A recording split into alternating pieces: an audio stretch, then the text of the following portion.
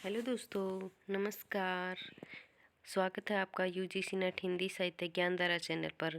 कैसे हैं आप सब? आशा करती हूँ कि आप ठीक होंगे। चलिए दोस्तों, हमने पिछली वीडियो में हमने किए थे यूजीसी नेट हिंदी साहित्य इसके पेपर के 2021 वाले पेपर के 25 क्वेश्चन कर लिए थे और आज हम स्टार्ट करते हैं क्वेश्चन नंबर 26 से। उस युवती के प्रति जो मेरे मन में जो प्रेम श्रद्धा है वह ऐसी है कि अगर मैं उसकी ओर वासना से देखूं तो आंखें फूट जाएं। उपयुक्त संज्ञा संवाद है वो गोदान उपन्यास के किन दो पात्रों के बीच हुआ है। दोस्तों, ये गोदान उपन्यास प्रेमचंद का बहुत ही इंपॉर्टेंट है। हमें एक बार इसको ज़रूर पढ़ना चाहिए क्योंकि इससे एक दो क्वेश्चन ज़रूर बनते हैं। तो इसका आंसर हो जाएगा मेहता और मालती। ये उस वक्त के कहे हुए जब मेहता और मालती और भी उनके साथी है वो मिलकर शिकार पे गए हुए थे और उनको एक युवती मिलती है, तो उनके बारे में उनका विचार है। वहाँ पे उनका विचार विमर्श होता है मेहता और मालती का, क्योंकि वो उनसे जेलिस होती है।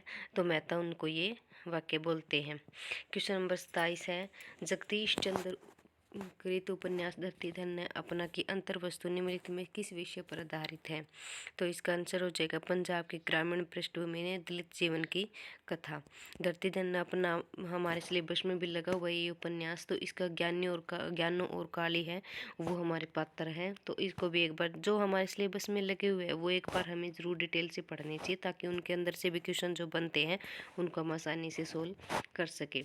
तो इसका उत्तर हो जाएगा पंजाब की ग्रामीण पृष्ठभूमि में दलित जीवन की कथा, क्योंकि ये दलित ही होता है। ज्ञानो और काली दोनों दलित जीवन जी रहे होते हैं, दलित में आते हैं। तो ये एक ही उपन्यास है जो दलित पे आधारित है। तो इसका आंसर हो जाएगा पहला। क्वेश्चन नंबर 28 है, चंपाद्वीप किस कहानी में आया है। दुलाई वाले, पिता, आकाशदीप और गैग्रीन। ये आ जाएगा आकाशदीप। अकेला चंपाद्वीप हमारे एक आकाशदीप कहानी में ही आया है और किसी कहानी में नहीं है। दुलाई वाले का प्रकाशन वर्ष है 1907, पिता है 65 की, गैग्रीन आकाशदीप। ये आकाशदीप है, इसका आंसर आ जाएगा आकाशदीप। क्वेश्चन नंबर 29 है, निम्नलिखित वाक्य किस कहानी से लिया गया है कि खून का वह आखिरी कतरा जो वतन की हिफाजत में गिरे दुनिया की सबसे अनमोल चीज़ है। तो ये हो जाएगा दुनिया का सबसे अनमोल रत्न। इसका तो हमारे देखते ही पता लग जाता है कि दुनिया के सबसे अनमोल रत्न का ये वाक्य है। क्वेश्चन नंबर 30 है, लक्ष्मण किस कहानी की पात्र है। तो ये हो जाएगा कोशिका गटवार। शिखर जोशी की कहानी है ये कोशिका गटवार। परिंदे है निर्मल वर्मा की कहानी है 60 की, और पुरस्कार जयशंकर प्रसाद की, पिता है वो ज्ञान रंजन की है। क्वेश्चन नंबर 31 है, जहाँ न धर्म न बुद्धि नीति न सुजन समास ते ऐसे ही आपू ही न से जैसे चौपट राज। ये अंधेर नगरी का वो है दो है, और के किस चरित्र से इस काव्यात्मक संवाद को कहलवाया गया है।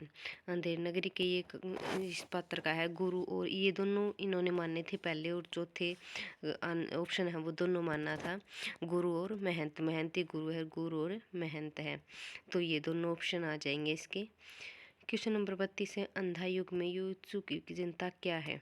युत्सु की चिंता क्वेश्चन नंबर 32 का आंसर है तीसरा, मानव भविष्य की रक्षा। युत्सु जो पात्र है जो इसमें अंधा युग में मानव भविष्य की रक्षा करते हुए जो मानव भविष्य की चिंता करता है और उनको बार बार में उनको अगवा भी करता है। तो इसका आंसर आ जाएगा मानव भविष्य की रक्षा। क्वेश्चन नंबर 33 है, आज की हिंदी निबंध साहित्य अधिकांश में आलोचना की ओर दौड़ा जा रहा है। आजकल आचार्य के चार इतिकाल से भी कुछ बड़ी चढ़ी है, यह कथन किसका है। तो इसका आंसर हो जाएगा दोस्तों क्वेश्चन नंबर 33 का दूसरा है बाबू गुलाब राय। क्वेश्चन नंबर 34 है, शिव शंभू के चिट्ठे किसको संबोधित है। Warren Hastings, Lord Ripon, Lord Clives, Lord Curzon. तो इसका आंसर आ जाएगा लॉर्ड कर्जन। ये शिव शंभू की चिट्ठी है, बालकुमार गुप्त का है और ये लॉर्ड कर्जन को संबोधित है। इसी संबंधित एक 2022 में भी क्वेश्चन आया था कि भारत मित्र और कलकत्ता है वो किससे, बालकुमार गुप्त के किससे संबंधित है। तो शिव शंभू के चिट्ठी से, और ये 1903 से 1907 तक के चिट्ठी थी, इसके अंदर शामिल थी। और इसके भाग भी हैं कई जो हमें इम्पोर्टेंट जो हमें याद करने हैं। क्वेश्चन नंबर 35 है, नाखून क्यों बढ़ते हैं। निबंध आचार्य प्रसाद द्विवेदी के किस निबंध संग्रह में है। अशोक के फूल, कल्पलता, कुटज और आलोक पर्व। ये सारे ही आचार्य प्रसाद द्विवेदी के हैं, और ये नाखून क्यों बढ़ते हैं वो कल्पलता में संकलित है। अशोक के फूल है वो, ये इनके सारों के सन भी याद करने, क्योंकि इनके इम्पोर्टेंट है। हजारी प्रसाद द्विवेदी के इम्पोर्टेंट निबंध हैं सभी, और हमारे पेपर में पूछे भी जाते हैं, तो इनके सन भी हमें याद करने हैं। अशोक के फूल 48 का है, कुट 64 का है, लोक पर्व 72 का है, 1972 का है। तो हमें इनके याद भी करने हैं, सन भी याद करने हैं, ताकि ये इम्पोर्टेंट है, ये क्वेश्चन में पूछे भी जाते हैं, तो यह याद करने ज़रूरी है। संस्कृति के 4 अध्याय में दिनकर ने रविंद्रनाथ टैगोर और मोहम्मद इकबाल को आख्यायित किया है। इसका आ जाएगा नवोत्थान के कवि के रूप में। ये संस्कृति के 4 अध्याय है वो दिनकर का है, और इसके अंदर से ये डिटेल से पूछे जाते हैं, तो हमें थोड़ा बहुत एक बार अंदर इसको डिटेल से भी पढ़ना है। क्वेश्चन नंबर 37 है, मुर्दैया में ननकू पांडे किस कला में कुशल थे? तो यह आ जाएगा ढोलक वादन में। दोस्तों अभी 2 साल से पीछे से है वो, जो हमारी विद्यालय गई हुई है उसके मूल बुक से हमें जो ये स्टोरी है इनकी पढ़नी है, ताकि हमें अंदर से इनका कुछ पता लग सके और हम इसके क्वेश्चन सोल्व कर सकें। क्वेश्चन नंबर 38 है, क्या बोलूं क्या याद करूं के प्रारंभ में उत्तर प्रदेश के बस्ती जिले के किस गांव का उल्लेख है? ललितपुर, लोहितपुर, अमोढ़ा, जमोढ़ा। इसका आंसर आ जाएगा अमोढ़ा। इसके अंदर है वो क्या बोलूं क्या याद करूं के अंदर है, हरिवंश राय बच्चन ने अमोढ़ा के अंदर 7 वंश की पीढ़ियों का वर्णन किया है उन्होंने खुद की। तो ये भी हमें बहुत इम्पोर्टेंट है और अच्छी भी है ये पढ़ने में, एक बार ज़रूर पढ़ना। क्वेश्चन नंबर 39 है, संस्कृति के 4 अध्याय के अनुसार अकबर के राज्यारोहण तक सरकारी हिसाब किस भाषा में रखा जाता? अरबी, फारसी, उर्दू और हिंदी। तो इसका आंसर आ जाएगा ऑप्शन नंबर 4 है हिंदी। इधर वह मेरी कविता मेरी पिंड नहीं छोड़ रही थी, अगर वह कविता भावावेशपूर्ण होती तो एक बार उसके आवेशात्मक अभिव्यक्ति हो जाने पर मेरी छुट्टी हो जाती। यह उदाहरण निम्नलिखित में से किसे लिया गया है? डबरे पर सूरज का बिंब, तीसरा क्षण, हाशिए पर कुछ नोट्स, एक लंबी कविता का अंत। दोस्तों ये एक मुक्तिबोध की साहित्यिक डायरी से हैं, ये सारे इनके भाग हैं। डबरे पर सूरज का बिंब है, तीसरा क्षण है, हाशिए पर, ये सारे के सारे भाग हैं वो एक साहित्यिक की डायरी है उसके भाग हैं। इसका आंसर आ जाएगा एक लंबी कविता का अंत। ठीक है। क्वेश्चन नंबर 41 है, रामचंद्र शुक्ल के अनुसार चंद्रप्रदायी है, ये आदिकाल क्वेश्चन है। ऑप्शन है केवल कवित के रचयिता, हिंदी के प्रथम महाकवि, केवल दोहा और तोमर के रचयिता, व्याकरण में पारंगत। तो इसका केवल वाला ऑप्शन तो आएगा, क्योंकि ये तो छपे चंद के रचयिता थे चंद्रप्रदायी, और इन्होंने पहला कवि तो मानना ही माना है, तो बी ऑप्शन हो जाएगा। बी अकेले इसमें है नहीं कहीं पे, तो बी के साथ में डी भी हो जाएगा। केवल वाले ऑप्शन दोनों कट जाएंगे, तो बी और डी दोनों हो जाएंगे, तो चौथा ऑप्शन इसका हो जाएगा, हिंदी के प्रथम महाकवि और व्याकरण में पारंगत। ऐसे में एलिमिनेट करके ही क्वेश्चन को निकालना है।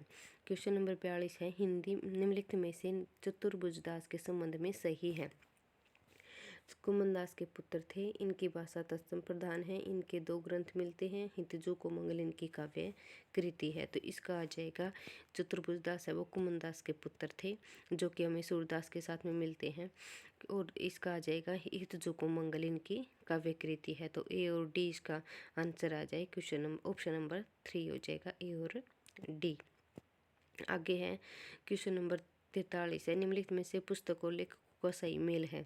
केशव की काव्य कला सत्येंद्र, गुप्त जी की कला कृष्ण शंकर शुक्ल, पद्माकर की काव्य साधना अखोरी गंगा प्रसाद सिंह, प्रसाद की काव्य साधना रामनाथ सुमन।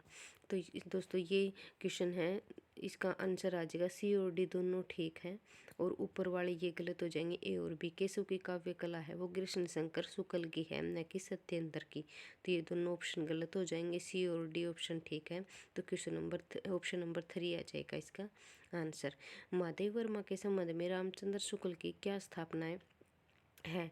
महादेवी के गीतों का मूल आधार मिलन सुख है, छायावादी कवित्व में महादेवी वर्मा ही रहस्यवाद के अंतर्गत है, महादेवी के गीतों में अनूठी व्यंजना है, महादेवी के गीतों में वास्तविक अनुभूतियाँ हैं, रमणीय कल्पना नहीं। तो इसका आंसर आ जाएगा दोस्तों, छायावादी कविता में महादेवी वर्मा ही रहस्यवाद के अंतर्गत है, और महादेवी के गीतों में अनूठी व्यंजना है, बी और सी ऑप्शन हो जाएगा, ऑप्शन नंबर 2। क्वेश्चन नंबर 45 है, निम्नलिखित में से नंदुलारी वाजपेयी के संबंध में सही है। नंदुलारी वाजपेयी ने प्रसाद पंत और निराला को छायावाद के वृत्तत्रयी के रूप में प्रतिष्ठित किया है। ये तो सही है, क्योंकि नंदुलारी वाजपेयी ने ही प्रसाद पंत और निराला को इसको वृत्तत्रयी के रूप में प्रतिष्ठित किया था। नंदुलारी वाजपेयी ने रामचंद्र शुक्ल की लोक मंगल आलोचना दृष्टि का समर्थन किया। नहीं दोस्तों, इन्होंने समर्थन नहीं किया, इन्होंने किया है इसका, इन्होंने विरोधाभास जताया है इनके ऊपर, छायावाद के ऊपर। नंदुलारी वाजपेयी छायावादी तथा स्वच्छंदतावादी आलोचक हैं। हाँ, ये ठीक हो जाएगा, ए और सी इसका आंसर हो जाएगा। ए और सी है, दूसरा ऑप्शन है, तो ये ऑप्शन हो जाएगा दूसरा। दोस्तों चलो हम आगे की क्लास में आगे के क्वेश्चन करते हैं। अगर वीडियो पसंद आ रही हो तो हमारे चैनल को लाइक, सब्सक्राइब और कमेंट करें। थैंक यू, धन्यवाद, थैंक यू।